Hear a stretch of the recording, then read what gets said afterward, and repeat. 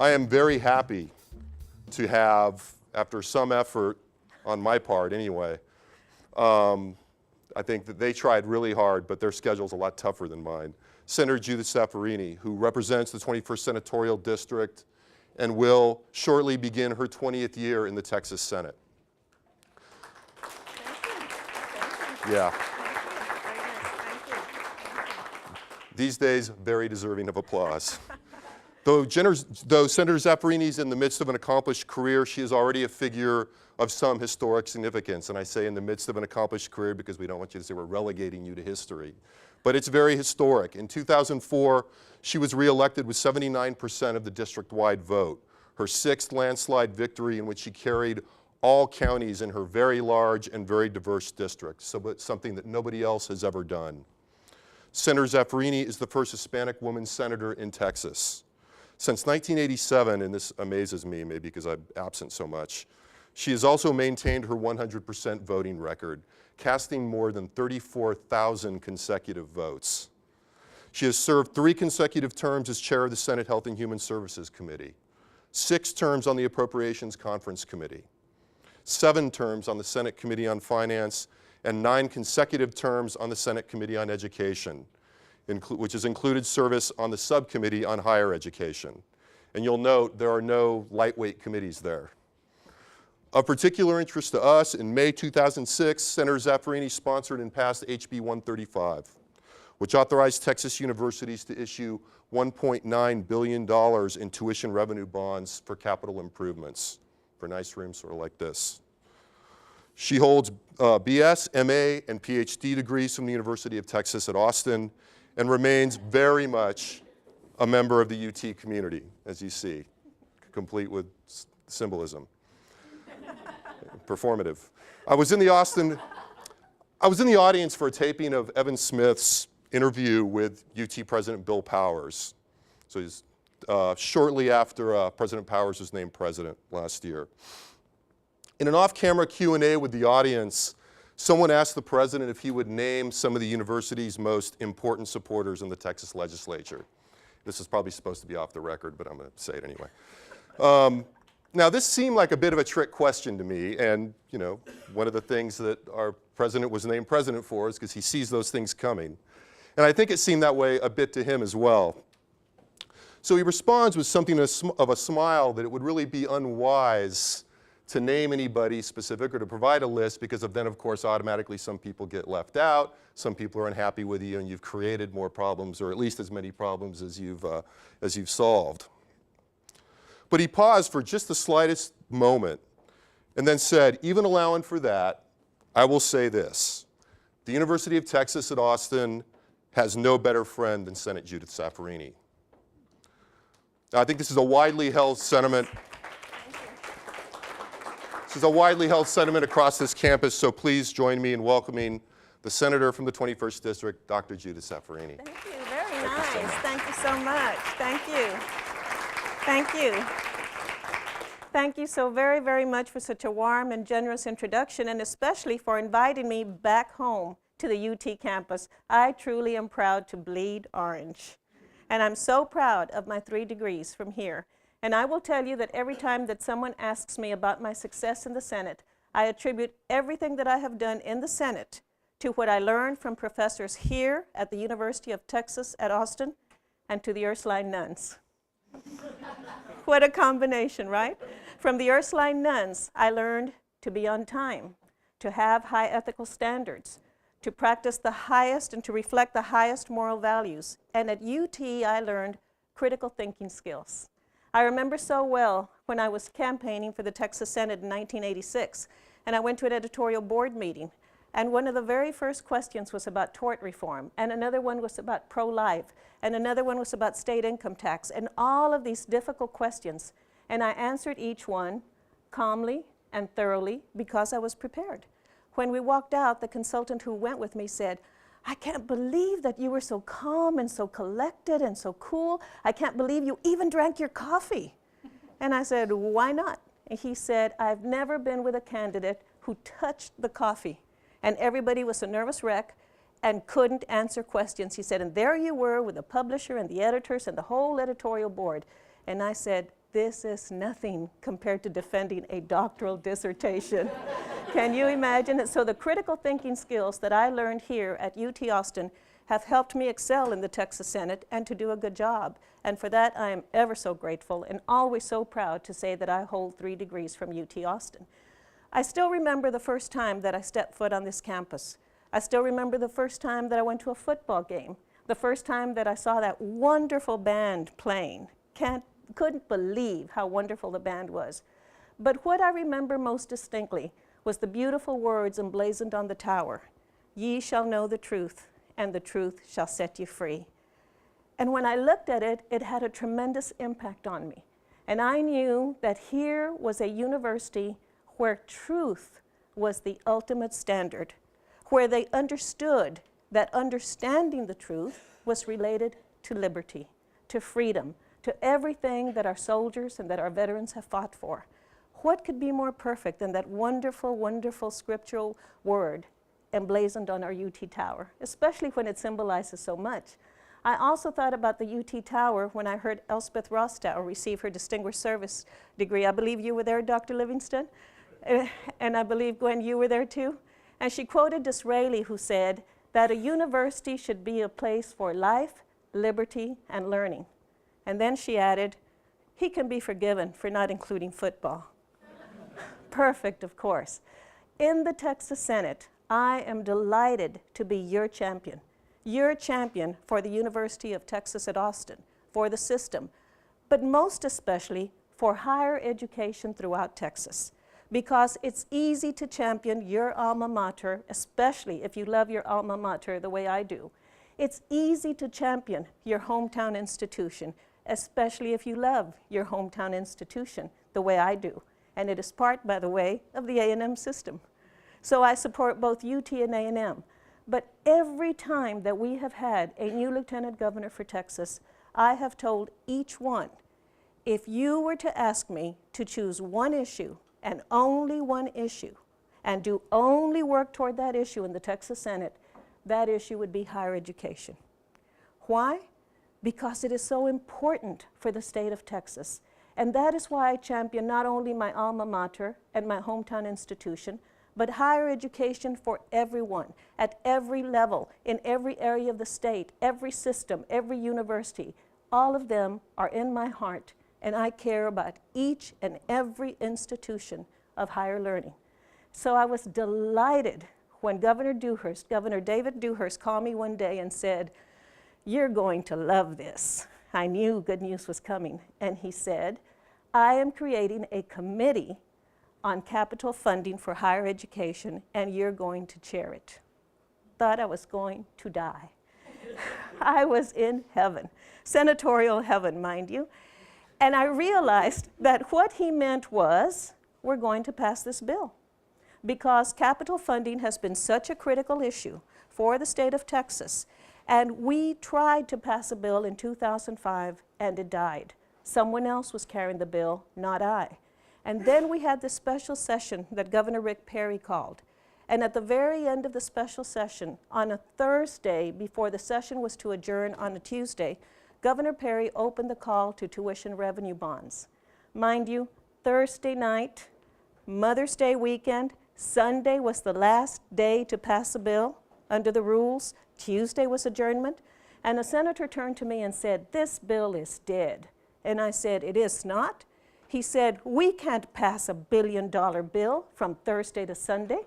I said, "I'll give it my best shot." Now, why was it my shot? Because Governor Dewhurst created the committee and named me chair.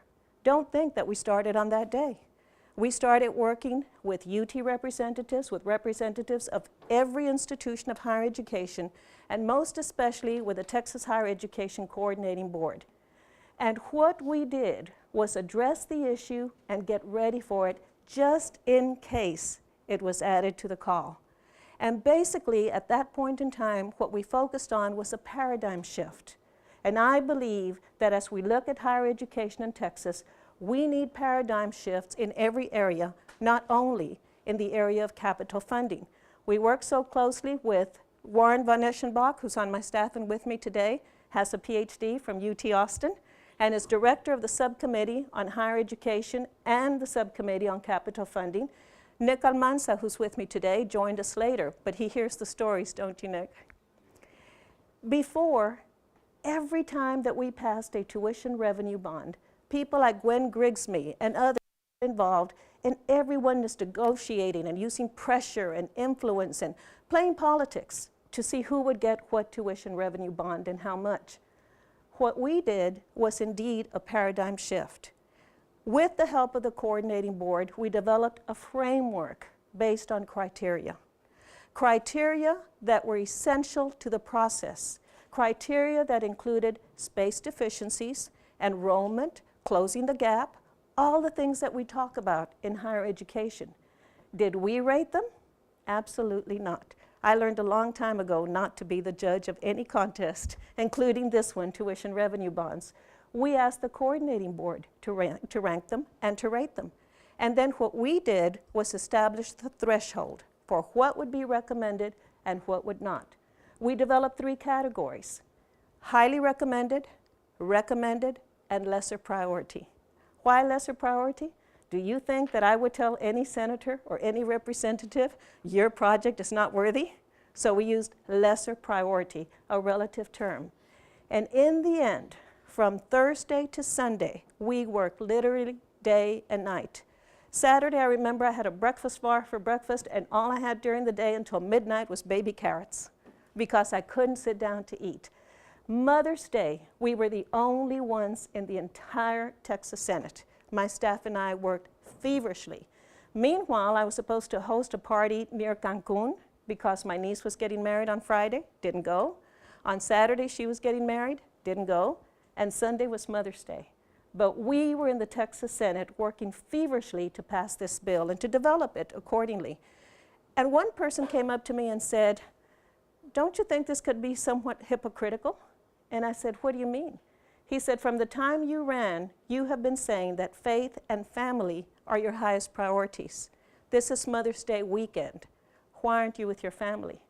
And I said, what could be more important for the families of Texas, not just my own, than to pass this bill for capital funding for higher education? And I really felt that way. I felt that this was something important to the families of Texas. And when we passed the bill, I made reference to this being the best Mother's Day gift that we could give the families of Texas on Mother's Day. I went back to that senator and we passed the bill. Ladies and gentlemen, from Thursday to Sunday, we passed a $1.9 billion bill with $105 million for UT Austin. Incredible, truly incredible.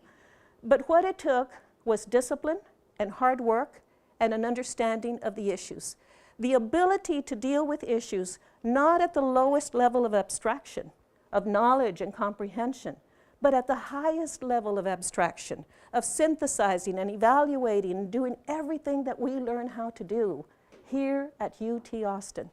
And it was that training at the doctoral level, that education at the doctoral level, that helps me and helps my staff analyze issues fairly and consistently and uniformly. It makes all the difference in the world. So the paradigm shift was impressive. We moved from basically a political process to an objective process that worked.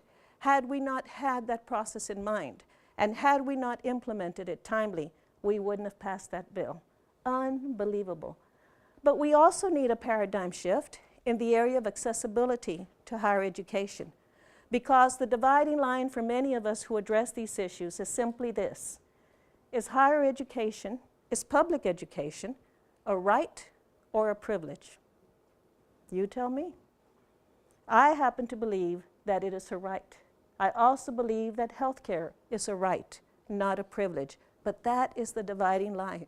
So as we talk about accessibility for higher education for all people, basically we need that paradigm shift to ensure that we have the right programs, the right services, the right educational opportunities to make higher education accessible to everyone who is interested and qualified. And for those who are not, let us use them as an example of what we need to do to ensure that more people are qualified for higher education. An impressive goal, but what do we need? a paradigm shift. Just as we have needed a paradigm shift in terms of the diversity of students, the diversity of our faculty, the diversity of our administrators, we should reflect the diversity of Texas at all levels of higher education. And I say that because I believe it. What do we mean when we talk about diversity? For too many people, diversity means strictly race or ethnicity. I believe that diversity covers more than that.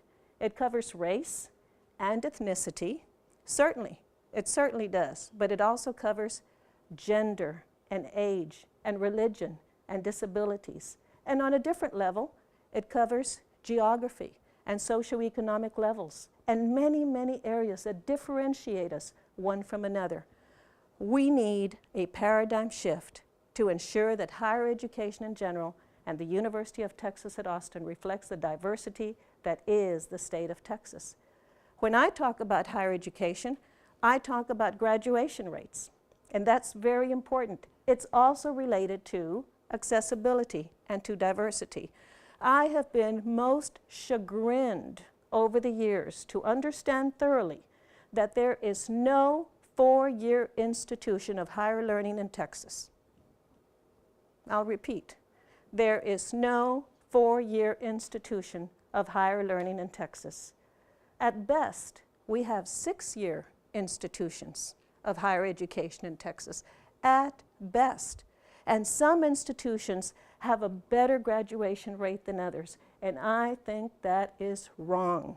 I believe that all of us who care about higher education, including students, have to address that issue head on, and that we need a paradigm shift to ensure that more students can be graduated timely.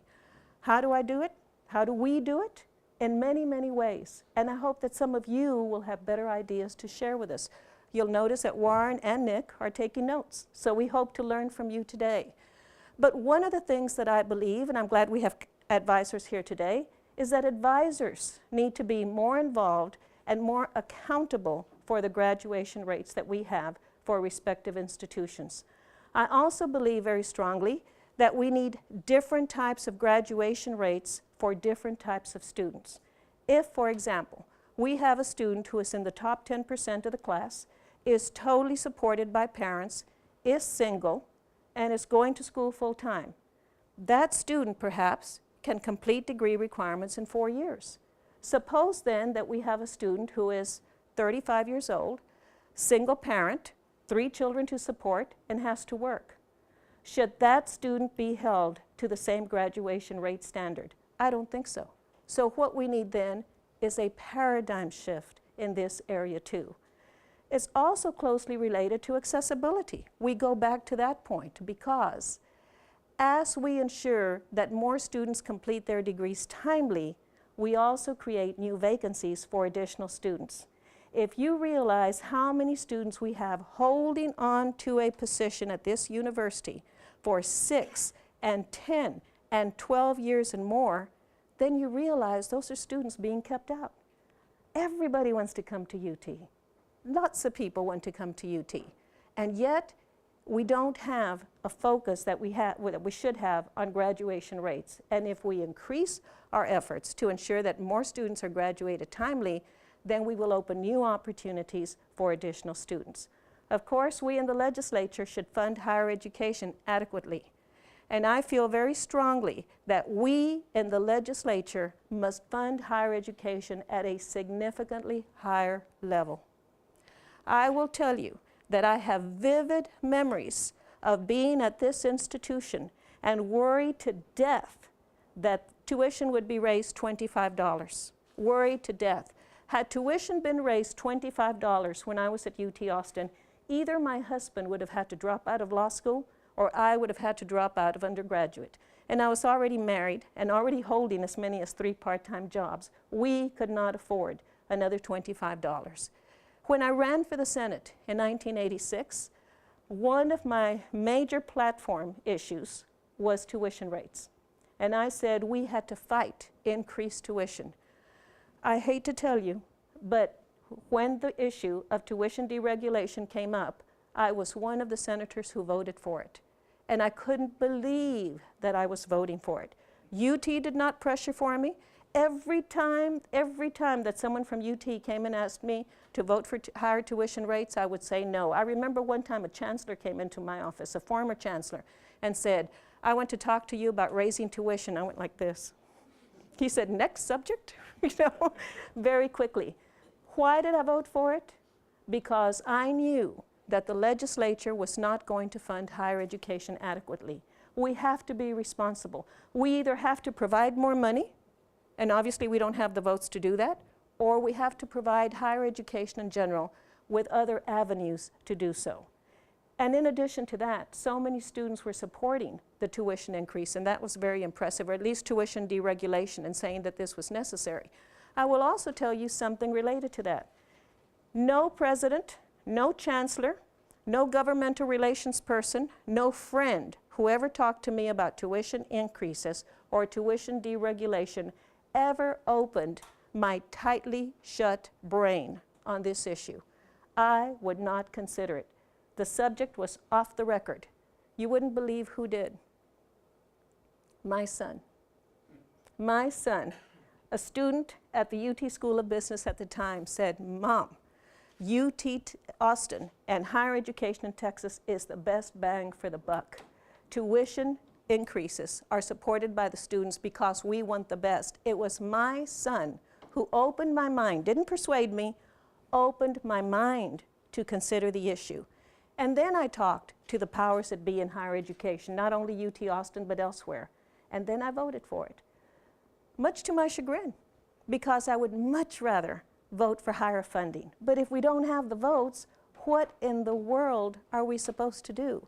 So again, we need that paradigm shift. And unfortunately, I hate to tell you, but for years and years, I have had the feeling that for many, many people, there is an anti-intellectual and an anti-scholar attitude in Texas. I'm not talking about the legislature. I'm talking about in Texas. And that worries me, because we have to fund higher education. We have to focus on instruction. We have to focus on what the students need. We have to focus on graduate education, not only undergraduate, and especially on research. These are all the things that would be so good for the state of Texas. Will we get there? I believe that if we engage in paradigm shifts and help more people change their way of thinking about higher education, that we can succeed. I am delighted to be the champion not only of higher education, but of UT Austin in the Texas Senate and in the Texas legislature. And my pledge to you is that I would love to continue to work, not by myself and with my staff and the people who are already working with us, but with all of you, so that together we can make a difference. You know, perhaps better than I, the beautiful words that were uttered first by Lamar when he said, "A cultivated mind is the guardian genius of democracy." You have that on your UT seal, and it is so very true. So you who are in the midst of developing cultivated minds, and you who are in the midst of developing those cultivated minds, will and should make a difference for higher education. My pledge to you is to be there for you as you do. Thank you so very much for this wonderful opportunity to be with you. Thank you. Thank you. Thank you very much. Thank you. I'd be delighted to answer some questions. And please, if you have questions, if you could just give us 1 second. We've got somebody with a microphone back here, so if you'll raise your hand and give them a second to get to you, that'll help everybody hear your question.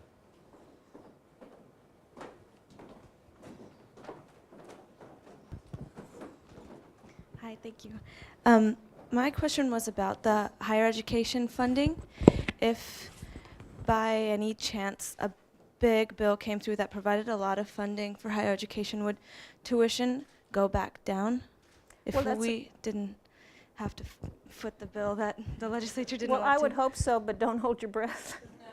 Don't hold your breath, because I don't see significantly higher funding at any time soon. Now, the legislature has been funding higher education at a higher level, but the expense of higher education has also been increasing. So while we can look to documents and to figures and show you that we have increased our funding and the level of funding, it's just not enough. It's not enough because of the changes that have been made, the expenses that we have to deal with. And the fact of the matter is that the state is now paying for a lower percentage of the total cost of educating a student than we did in the past. I believe that we are now paying for 17%. That's unthinkable. It's unacceptable. So what do we need to do? Elect people to the Texas legislature and to statewide office who will champion higher education. I believe that our best friend in higher education at the statewide level is Lieutenant Governor David Dewhurst. He cares, and in fact, someone told me today, I don't know if you heard this, Warren, that last night he was interviewed right after his election, right after his victory, and one of the things he focused on was higher education. I was delighted, and I hope that he does, and I believe that he will. Because Governor Dewhurst has made all the difference in the world in many areas.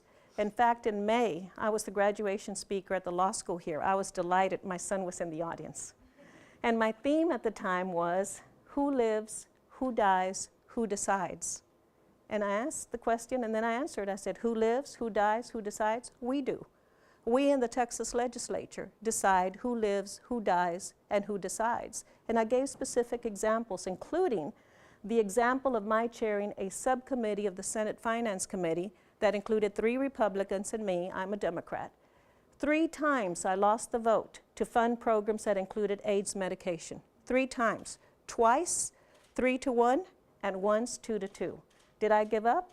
If you think I did, you don't know me, right, Gwen Grigsby?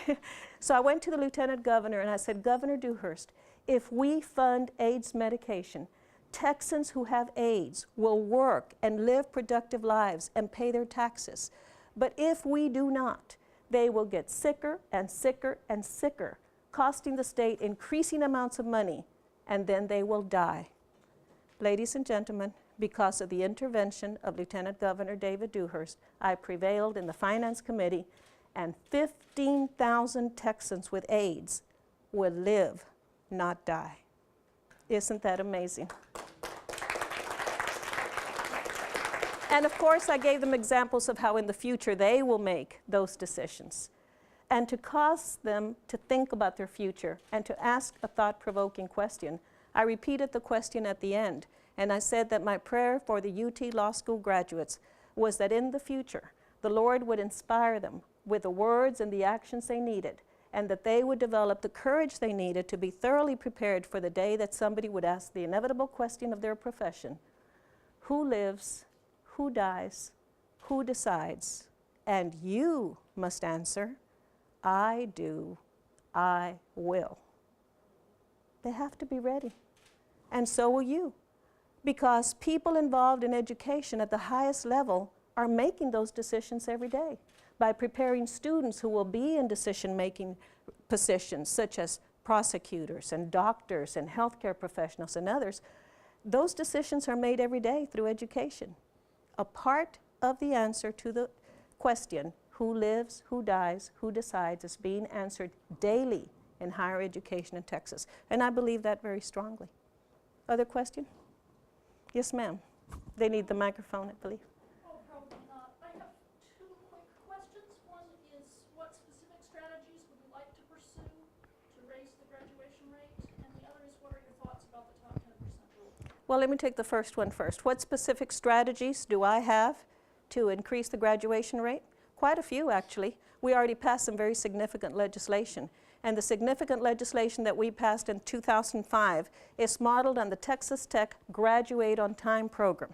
And basically it offers institutions the opportunity to offer incentives to students, incentives to graduate more timely. I also have a lot of anecdotal information about students who are encouraged to take 12 hours only, or 9 hours. And there's no way that you can get a degree, a 120-hour degree in 4 years if you take 9 or 12 hours. So I also want to look at the paradigm shift of the different rates for different groups of students and believe that that will make a difference. Also want to look at limiting the number of hours above each degree that the state will fund. And we have already done that at the doctoral level. Did you know that years ago there were so many students, and the University of Houston was the biggest culprit in this, who were taking 140 hours above a master's degree toward a doctoral degree? Give me a break. You do not need 140 hours above a master's degree toward a doctoral degree. Warren, how many hours did you take above a master's toward your doctorate? 60. 60? Dr. Henson? I don't remember. You don't remember? Right? So why would anybody need 140? I'll tell you why. Because many of the graduate students, many of the doctoral students, were simply going to class every summer. So every summer they would take 3 hours or 6 hours or maybe 9, but usually 6. You know, if you know anything about graduate education, that at UT Austin, for example, if you're working toward a doctoral, only the courses taken during the most recent 6 years are counted. How were those students going to get a doctoral degree taking 3 or 6 hours every summer? It wasn't going to happen. But you see, the legislature funds doctoral courses at a higher level, at a significantly higher level than undergraduate.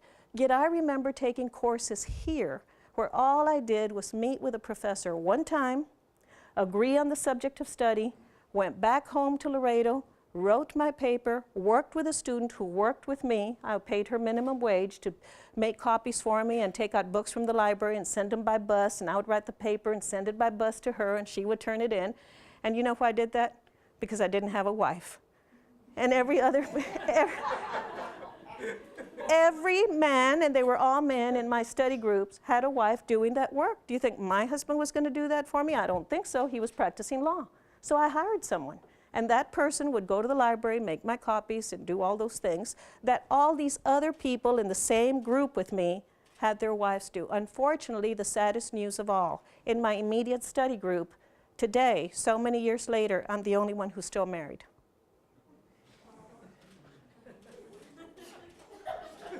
What can I tell you? What can I tell you?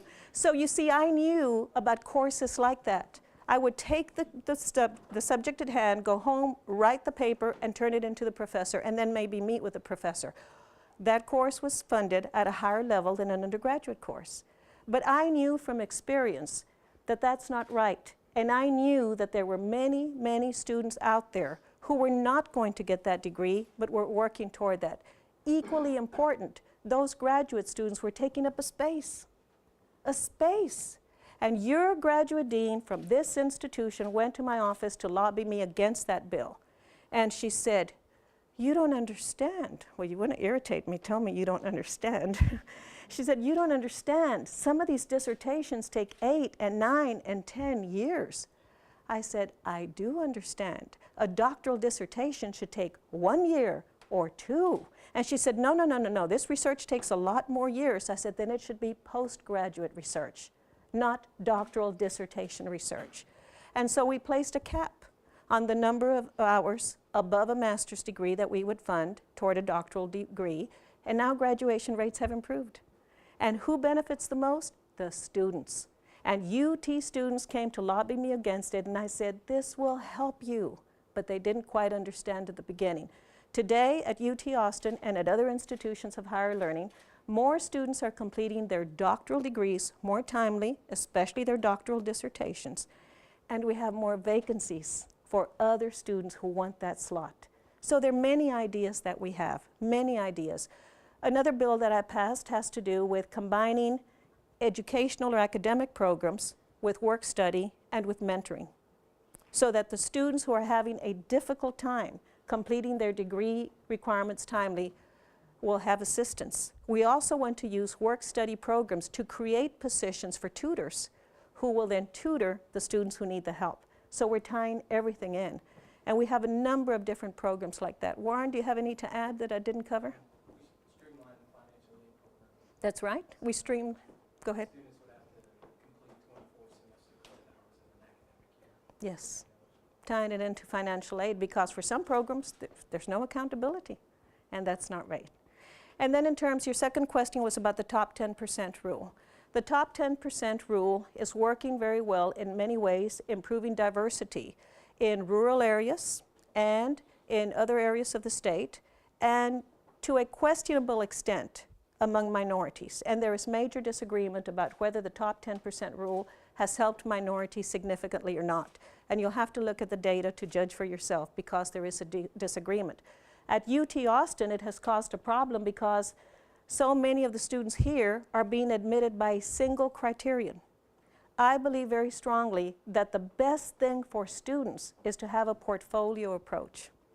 How, for example, do you judge the qualifications of someone who's majoring in business versus someone who's majoring in music? You have to look at the whole portfolio. You have to consider the qualifications that we're addressing and the barriers that people have crossed, and the ability and the potential of students who have a passion for higher education and a passion to succeed. Whenever you have one single criterion, I believe you're asking for trouble. So we have to look at it very, very carefully. However, I will keep an open mind about everyone's suggestion because I now chair not only the subcommittee on capital funding, but also the subcommittee on higher education. I will keep an open mind and work with everyone who has any opinion about the issue and will not take a position. I learned a long time ago to use time to advantage and to use that time to listen to people and to learn from people in developing ideas. I hope you think that answered your question. Good. Other questions? Yes, ma'am. Excuse my voice. My question to you today is, as you're looking at some of these issues in graduation rates, is there a thought that you will have time to bring all the stakeholders to the table to discuss the issues that you're facing, and as other legislators are facing them also? Will you be able to bring the students, the parents, the administration, the universities to the table to discuss these issues? Well, she wants to know if I have time to bring the stakeholders to the table. Actually, we've been doing it for years, so it's not anything new. For years and years, in fact, for as long as I have been in the Senate, we have been inviting students and parents and faculty members and administrators to work with us in the area of higher education. We in the legislature are not experts about every issue. And while higher education is my passion, and I have taught at the higher education level, I realize that there are experts in this room and experts throughout the state and even beyond who know more than I do and better than I.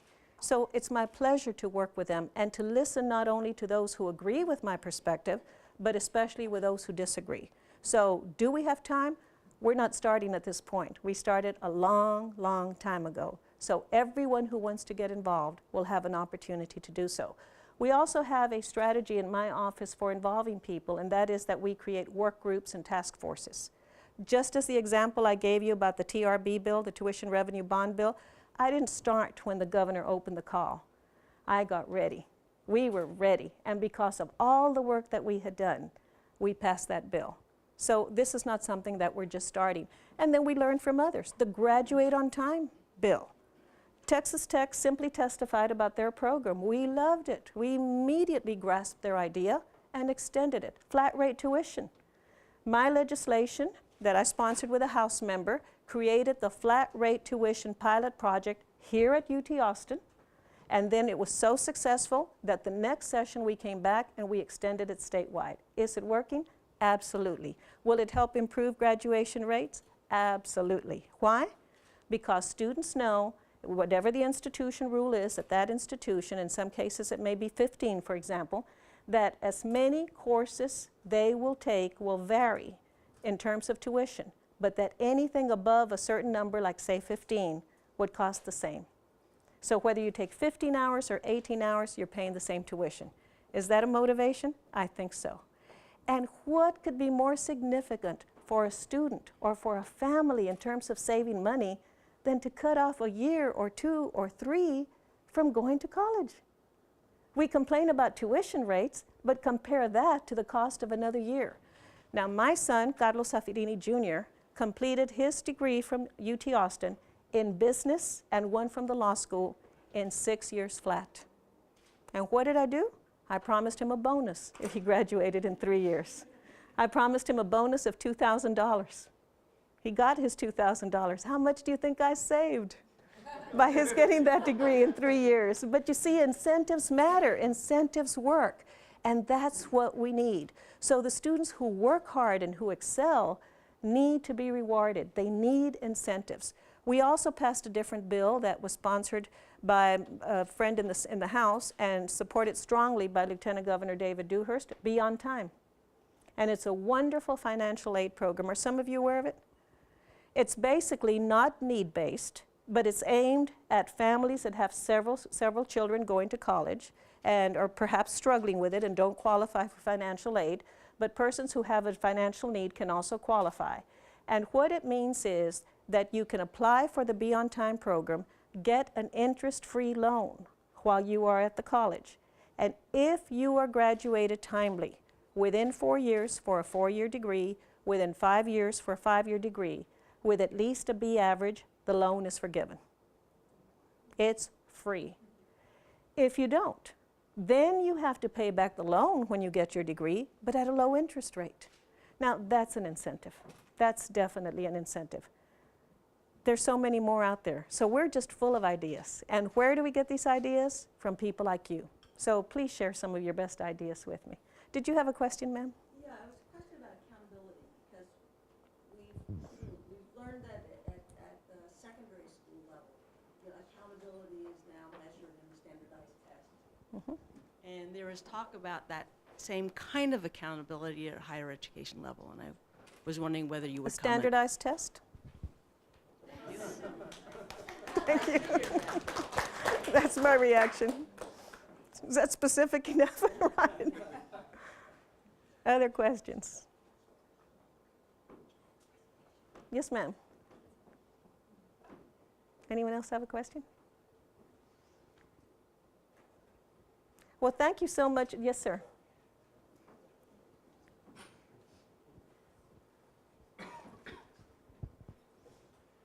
You spoke earlier about advisor accountability as well, and obviously this is a process with students, and I'm speaking from experience as an advisor here on campus. What are your thoughts on that exactly, on advisor accountability in the case especially of a student who chooses a major later, let's say, and it does kind of throw the 4-year plan off track a little bit? How many of you are advisors? I'm inviting all of you specifically to meet with us, and I believe some of you have already met with Warren. I'd really like your input about this because you will know better than I.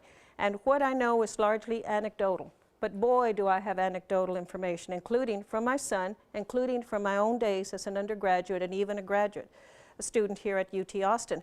And basically in many, many, many instances that I have heard of and that we have heard of over the years, there are advisors who are suggesting to students that they take only 9 hours or only 12. For example, my son came here as a freshman. I advised him to take 15 hours, or if he thought he could handle it, 18. He was advised not to. He was advised to take 12. And then when he was about to wrap up his degree in 3 years, he could not get approval to take a class that he needed for graduation. His advisor would not allow him to take that particular course because the advisor, I don't know if it was a man or a woman, said, "You're just a junior. Those are for seniors." And he said, "But I'm getting my degree this year." So he could not get into that class.